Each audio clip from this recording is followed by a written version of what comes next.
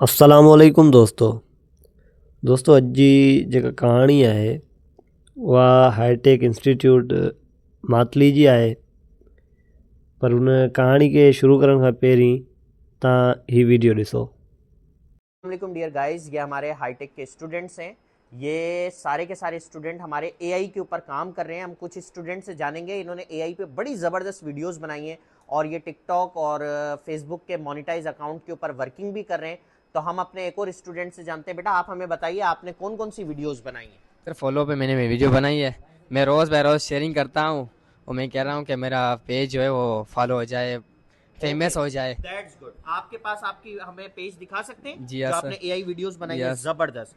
आप कोई भी एक एआई वीडियो इसको ओपन रखें, इसको लगा के। Yes that's good. ये आपने एआई वीडियो बनाई है। Yes. That's very nice, that's very nice. अच्छा, इसके ऊपर आपके पास व्यूज कितने आए हैं हम देख लेते हैं। एआई वीडियोस, अभी आपने नया चैनल बनाया है। Very very nice. आपके 361 व्यूज आए। That's very very nice. ये इनकी सारी की सारी एआई जनरेटेड कंटेंट है, आप लोग देख सकते हैं। यस। ये भी एआई जनरेटेड कंटेंट है। ये भी एआई जनरेटेड कंटेंट है जो सारा इन्होंने खुद बनाया है, क्योंकि आजकल दौर ही एआई जनरेटेड कंटेंट का है। That's very very nice, very very nice. अब हमारा एक और स्टूडेंट है जिसने एक फनी वीडियो बनाई है। आपने किस पे वीडियो बनाई है? सर इसराइल के खिलाफ और यूके के खिलाफ, अमेरिका के खिलाफ। That's very nice. आपने इसराइल के खिलाफ एक वीडियो बनाई है। जी सर। अच्छा, आप मुझे दिखाना चाहेंगे? जी सर, ये देखो। Very nice. That's very very nice. आपने इसराइल के खिलाफ एक मतलब अगेंस्ट में वीडियो बनाई। अच्छा, आपने ये सर। किस एप्लीकेशन से बनाई है? सर एआई से ही बनाई है। एआई की किस एप्लीकेशन से? सर फ्लो से। फ्लो से। जी सर। अच्छा, तो उसके ऊपर सिर्फ वीडियो आती है या ऑडियो भी वो खुद ही लगा के देता सर है? खुद ही आता है। ऑडियो भी खुद ही जी आता है। Sir. That's very nice, very. अब हम अपने एक और जीनियस स्टूडेंट से जानेंगे जिनका नाम है आलियान। आलियान हमें बताएंगे एआई के बारे में कुछ। एआई एक अच्छी प्लेटफॉर्म है जिस पे अच्छी अच्छी चीज़ें बनाई जाती हैं एआई की तरफ से। और कौन कौन सी एप्लीकेशन है एआई की जो आप यूज करते हैं? सोरा, और अगर सोरा नहीं चले तो फिर फ्लो हो गई, और भी काफ़ी सारी चीज़ें हैं इसमें, और काफ़ी सारी यानी ऐसी प्लेटफॉर्म है जहाँ पे ये किया जाता है। अब हम हमारे एक और स्टूडेंट से जानेंगे एआई के बारे में। हमारा एक और टैलेंटेड स्टूडेंट है शिराज। तो शिराज, हमें बताइए एआई के बारे में। बिस्मिल्लाहिर्रहमानिर्रहीम। सर, आपको एआई के बारे में पता तो चले। एआई का ज़माना इतना फास्ट है कि पुराने ज़माने के घंटों लग जाते थे जिस काम में हमें, वो 2 मिनट में हो जाता है। मिसाल के तौर पर हम अगले ज़माने में वेबसाइट बनाने के लिए 4-4 हफ्ते, 5-5 हफ्ते सोचते रहते थे कि क्या बनाएं, कैसे बनाएं, कब बनाएं। जाके बस एआई में प्रॉम्प्ट लिखो और 5 मिनट में अपनी सोच को बदलो। और अगर कंटेंट क्रिएशन का ज़माना है तो कंटेंट क्रिएशन के लिए भी ये बेस्ट है। कंटेंट क्रिएशन, मिसाल के तौर पर हम पहले कंटेंट सोचते थे, स्क्रिप्ट लिखते थे, फिर पता नहीं क्या क्या करना पड़ता था। अभी एआई को प्रॉम्प्ट लिखो और अपनी वीडियो को जनरेट कराओ, सिर्फ 2 मिनट। जबरदस्त। दोस्तों तव्हां ही वीडियो ॾिठी, हाणे अचो पोइ कहाणी शुरू कयूं। कहाणी खे आख़िर ताईं ॿुधंदा। Channel subscribe. दोस्तों, सिंध जे ख़ूबसूरत शहर मातली जी हिकु मसरूफ़ घिटी में हिकु अहिड़ो इदारो क़ाइमु आहे जंहिं नौजवाननि जी क़िस्मत बदिलाए छॾी आहे। उन इदारे जो नालो आहे हाईटेक, जंहिंजो मालिक महिनती, बाहिमत ऐं इल्मु दोस्त इंसान आहे। मुंहिंजो नालो इर्तज़ा। कुझु साल अॻु मातली में कंप्यूटर सिखण जा घणा वसीला मौजूदु न हुआ। नौजवाननि में शौक़ु त हो, पर रहनुमाई घटि हुई। अहिड़े वक़्त में इर्तज़ा हुसैन दिलि में हिकु ख़्वाबु खणी उथियो। हुन सोचियो त जेकॾहिं शहर में जदीद टेक्नोलॉजी सेखारण जो मर्कज़ क़ाइमु थिए त केतिरा ई नौजवान। शुरू में हालतूं आसान न हुयूं। उन करे हिकु नंढड़ो कमिरो, कुझु पुराणा कंप्यूटर ऐं महदूद वसीला, पर इर्तज़ा हुसैन जो हौसलो वॾो हो।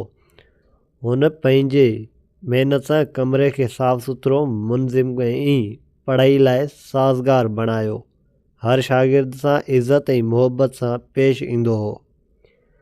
वक़्त सां गॾु हाईटेक सुञातो वञणु लॻो।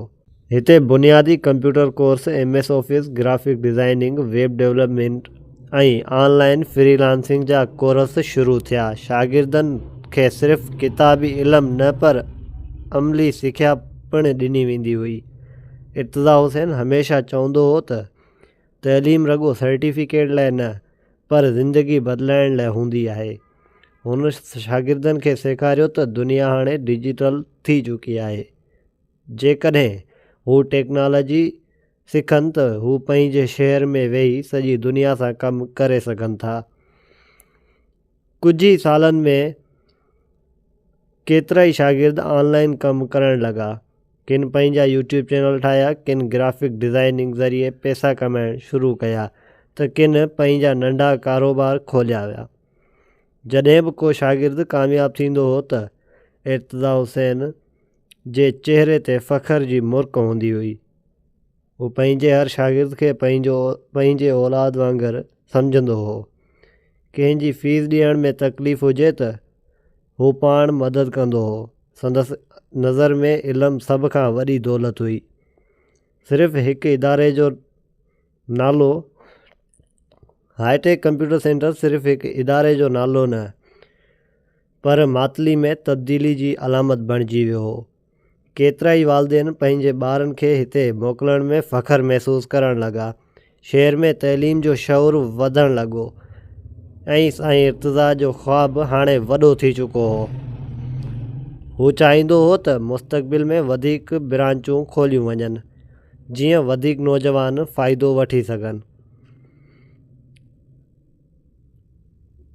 दोस्तों, अॼु जे दौर में मातली जे दिलि में मौजूदु हाईटेक सेंटर सिर्फ़ु हिकु कंप्यूटर सेंटर न आहे पर जदीद तइलीम जो मर्कज़ बणिजी चुको आहे। हिन इदारे जो बानी ऐं मौजूदा मालिक इर्तज़ा हुसैन अॼु बि साॻिए इंटरनेट अपडेट सॉफ्टवेयर नौजवाननि जी रहनुमाई ऐं जदीद कोर्सिस शागिर्दनि लाइ दस्तियाब आहिनि। हिते हिन वक़्तु video editing, graphic designing, MS office, digital marketing ऐं वेब डेवलपमेंट ऐं उनखां अलावा फ्रीलांसिंग जा जदीद कोर्स पढ़िया पिया वञनि। इर्तज़ा हुसैन पाण रोज़ानो सेंटर में मौजूदु हूंदो आहे। हू शागिर्दनि खे सिर्फ़ु टेक्निकल ॼाण न पर ज़िंदगी जा सबक़ बि सेखारे थो। हू खेनि ॿुधाए थो त ऑनलाइन दुनिया में ईमानदारी, महिनत ऐं सब्र सभ खां अहम शयूं आहिनि। मातली जा केतिरा ई नौजवान हिन वक़्तु हाईटेक कंप्यूटर सेंटर मातली मां सिखियल महारतनि ज़रिए ऑनलाइन कमु करे रहिया आहिनि। कुझु शागिर्द अपवर्क ऐं फाइवर जहिड़नि प्लेटफॉर्म ते कमु करे रहिया आहिनि त कुझु पंहिंजे यूट्यूब चैनल्स ऐं ऑनलाइन बिज़नेस हलाए रहिया आहिनि। वालदेन बि हाणे वॾे एतमाद सां पंहिंजनि ॿारनि खे हिते मोकिलीनि था छो त हिन इदारे जो नतीजो अमली कामयाबी जी सूरत में नज़र अची रहियो आहे। इर्तज़ा हुसैन जो मक़सदु अॼु बि वाज़े आहे। मातली खे डिजिटल तइलीम ऐं अॻिते आणणु हू चाहे थो त वधीक जदीद कोर्सिस मुतारिफ़ कराए जीअं आर्टिफिशियल इंटेलिजेंस ऐं एडवांस IT स्किल्स बि नौजवाननि ताईं पहुचनि। अॼु जे ॾींहं में हाईटेक कंप्यूटर सेंटर मातली में इल्मु, महिनत ऐं तरक़ी जी अलामत बणियलु आहे ऐं इर्तज़ा हुसैन पंहिंजे ख़्वाब खे हक़ीक़त में बदिलाईंदे नौजवाननि जे मुस्तक़बिल खे रोशन करे रहियो आहे।